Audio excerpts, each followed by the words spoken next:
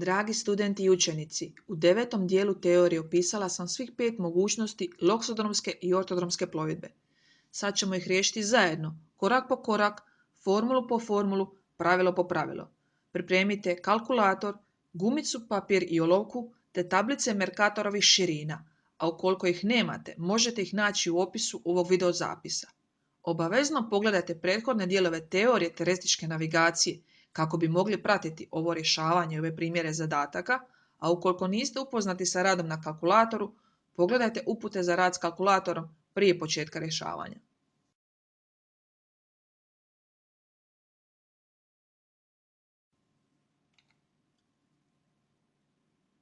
Krenut ćemo s najlakšim zadatkom koji smo već djelomično riješili dok sam objašnjavala teoriju loksodromske plovidbe, pa stoga ponovimo što je bilo zadano.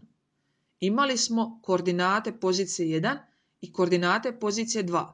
Od nas se sada traži da izračunamo loksodromski kurs, loksodromsku udaljenost, ortodromsku udaljenost, uštedu između ove dvije udaljenosti, kurs početni i dolazni ortodromske plovidbe, koordinate vrha ortodrome, međutočke svakih 20 stupnjeva, te procijenjeno vrijeme dolaska ako je brod krenuo po lokalnom vremenu u 21 sat i 33 minute 7. lipnja i plovio brzinom od 16 čvorova. Moja preporuka je da prije rješavanja zadatka napravite skicu sa obje pozicije, tako da znamo okvire u kojima moramo dobiti rezultate. Za početak skiciranja iskoristite liniju ekvatora kao referentu za opisivanje geografskih širina, a od meridijana odaberemo 0. ili 180. meridijan, ovisno o tome koji nam je bliži. Gledamo geografske dužine naših koordinata 71 stupanj west i 152 stupnja east. Očito je da nam je bliži 180. meridijan. Međutim, neki učenici, studenti, pomorci, da bi sebi olakšali, nose ovu ili sličnu sliku sa vremenskim zonama i meridijanima, pa prema njoj skiciraju koordinate pozicija. Sve što vam može pomoći dok učite je u redu. Prvi korak je izračunati razlike geografskih širina i dužina za obje pozicije. Dobivene vrijednosti množimo sa 60 da bi ih izrazili u minutama, tako da imamo delta phi i delta lambdu u stupnjevima i u minutama. Zašto imamo i jednu i drugu vrijednost?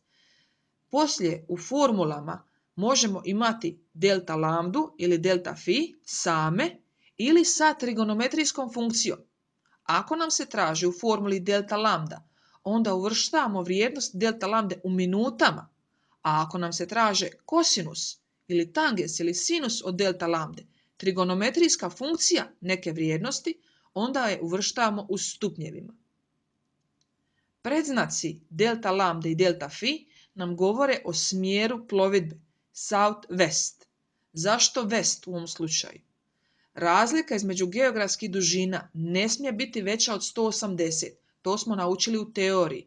Mora biti manja od 180. A ako je dobijemo veću od 180, ili je oduzimamo ili dodajemo 360 da bi dobili vrijednost manju od 180. Naravno, samim time oduzimanjem ili zbrajanjem mijenjamo predznak delta lambde. Mi u ovom slučaju plovimo u southwest, a to smo već znali i sa skice.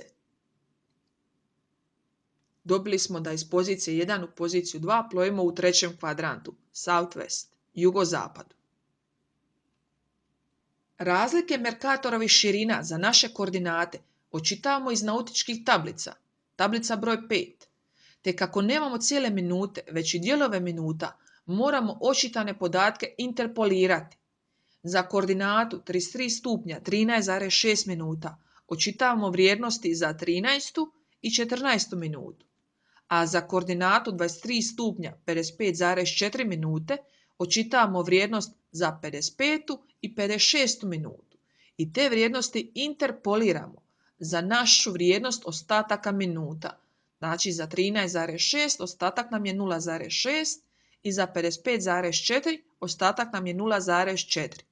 Metoda interpolacije je objašnjena u teoriji, tako da ćemo ovaj dio preskočiti. Napominjem, donji minus gornji puta broj ostatka minuta plus gornji broj da bi dobili našu traženu vrijednost. Kada smo ih interpolirali, oduzimamo ih pazeći na predznake da bi dobili razliku uvećanih Mercatorvih širina. Delta phi m mora imati isti predznak kao i delta phi.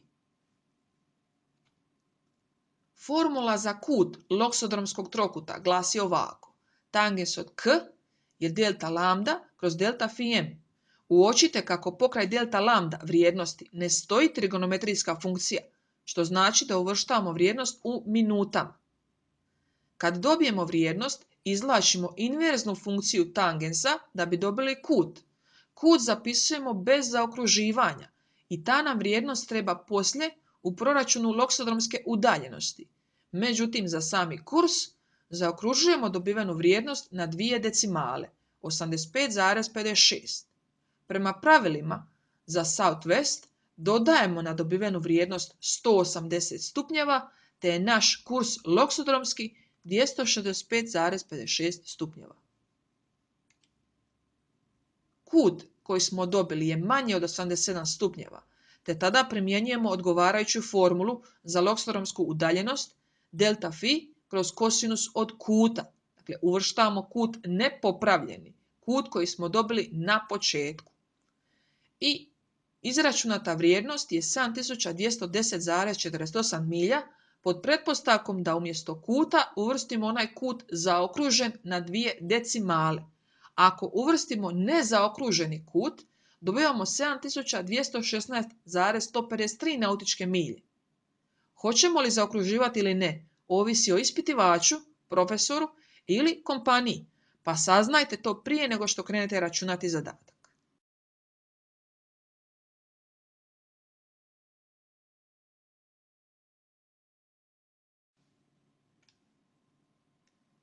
Sljedeći korak bi bio izračunati ortodromsku udaljenost.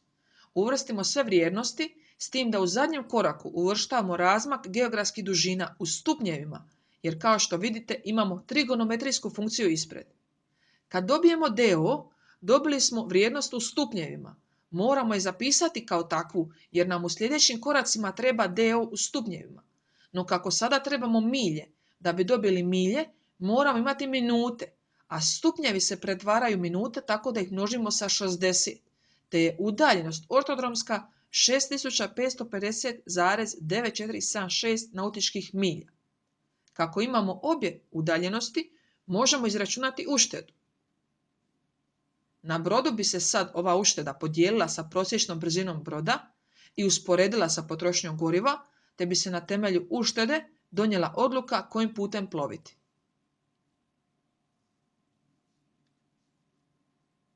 Sljedeći korak je izračunati kurs ortodromski i primijeniti pravila.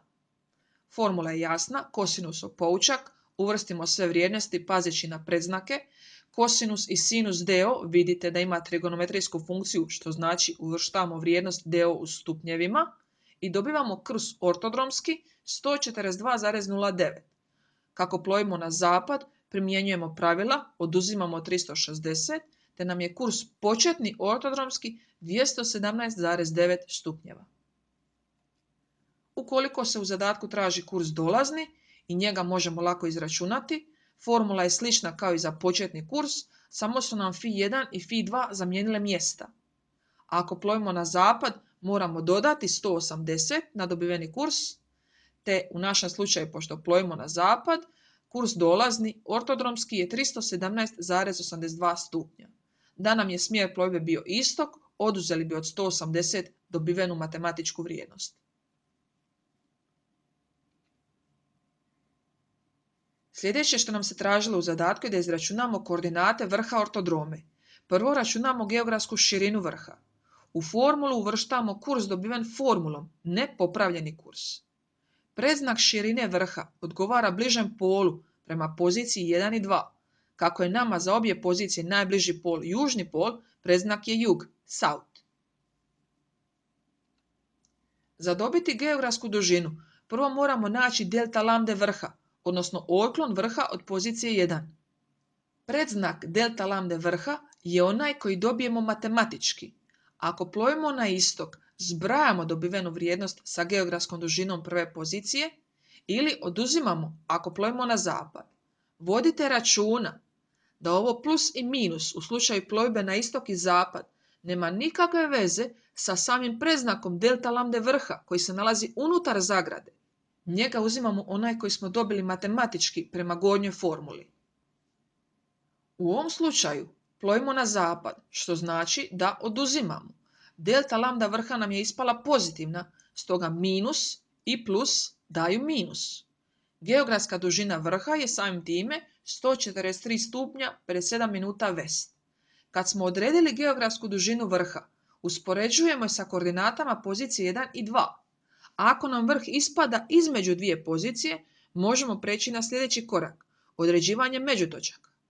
I pogledajmo, jedna koordinata je 71 west, a druga 152 east, a nama je vrh na 143 stupnja west, što znači između je pozicije 1 i 2. Ukoliko nam je vrh ortodrome između dvije pozicije, računamo međutočke lijevo i desno od vrha na zadanoj udaljenosti, a zadana udaljenost je 20 stupnjeva. Geografska širina međutočke 1 s lijeve strane i međutočke 1 s desne strane je identična i mi se pomičemo od vrha lijevo 20 i od vrha desno 20 i onda još dodatno 20 za 40 stupnjeva od vrha, lijevo i desno, tako sve dok ne dođemo do pozicije 1 na jednoj strani i pozicije 2 na drugoj strani. Može se desiti da s jedne strane od vrha do pozicije imamo više međutočaka nego što ih imamo sa druge strane vrha do druge pozicije. Formula za geografsku širinu međutočaka od vrha lijevo i desno je identična. Tangens od fi vrha puta kosinus od delta lambda međutočke, koliko je međutočka udaljena od vrha. Kako se mi mičemo od vrha za 20 stupnjeva, onda je udaljenost koju uvrštavamo u formulu ta ista 20 stupnjeva. Ja osobno međutočke rješavam tabelično. Vi ne morate. Možete samo pisati formulu, rješenje, jedno ispod drugog. Ako ćemo raditi tabelično, ja započinjem tako da upišem koordinate pozicije 1. Onda na prste brojim koliko imam međutočaka od vrha do pozicije 1. Kako mi je vrh na minus 143 stupnja, a zadani otklon mi je 20 stupnjeva, mičem se prema poziciji 1 za 20 stupnjeva. 143 plus 20 je 123. Plus 20 je 103. I još plus 20 je 83. I iza toga više nema međutočaka jer mi onda slijedi koordinata pozicije 1, 71 stupanj west, što znači da imam 3 međutočke od vrha do pozicije 1. Pomičem se 3 reda dolje i upišem koordinatu vrha. Sad kad sam upisala koordinate vrha, mogu upisati geografske dužine međutočaka. Krećem od vrha prema gore za 20 stupnjeva. Plus 20, 123,56. I još plus 20, 103,56. I još plus 20, 83,66. I to mi je zadnja međutočka prije pozicije 1. Prema dolje je jednostavno. Oduzimam 20 stupnjeva, 163 west i još minus 20. Ovdje prelazimo datumsku granicu, pa smo sad na 186 east. I još minus 20 je 156 east. I onda mi je sljedeće koordinata pozicije 2. Kad smo riješili geografske dužine međutočaka, prelazimo na proračun geografskih širina međutočaka. Kao što sam već rekla, formula za međutočku 1 lijevo i desno je tangens fi vrha puta kosinus od otklona međutočke od vrha. Kako smo se makli za prvu međutočku 20 stupnjeva od vrha, rješenje je 54 stupnja 8,8 minuta sat. Tu vrijednost upisujem i za lijevu i za desnu međutočku od vrha. Za drugu međutočku makla sam se od vrha 40 stupnjeva, 2 puta 20. I rješenje je 48 stupnjeva, 26,7 minuta south. Tu vrijednost upisujem za međutočku 2 lijevo i desno od vrha.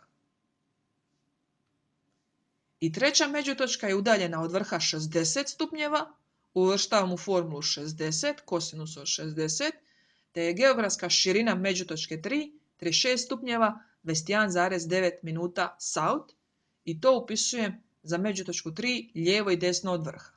I s time smo dobili sve međutočke i njihove koordinate. Sljedeće što se tražilo u zadatku je vrijeme dolaska. Da bi dobili vrijeme dolaska u luku, moramo izračunati vrijeme provedeno u plovidbi. Kako dobiti vrijeme provedeno u plovidbi?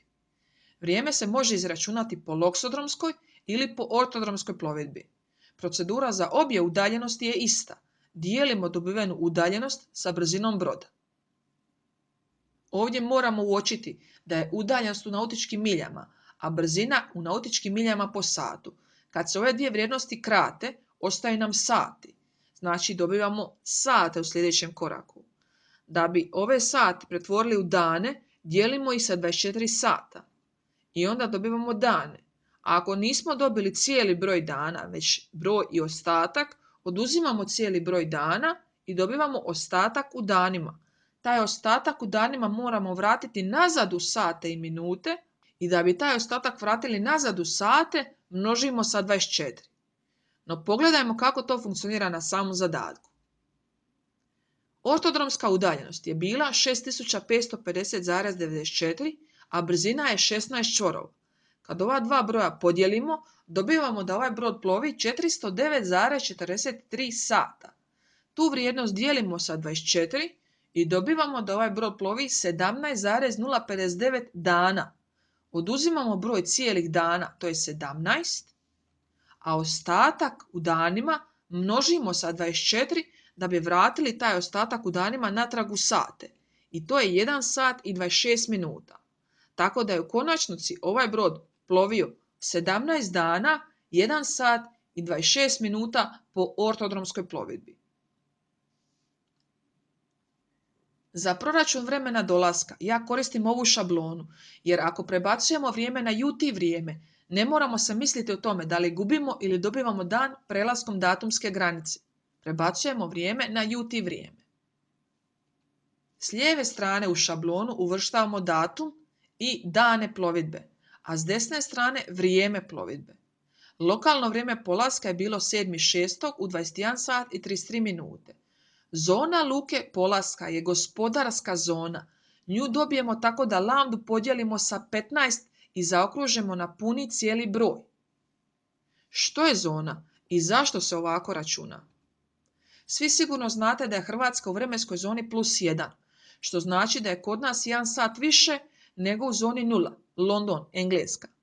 Zone se određuju po geografskom položaju, ali i gospodarski. To je bitno naglasiti iz razloga što astronomski gledano gradovi Rijeka i Dubrovnik nemaju isto vrijeme, to je fizički nemoguće.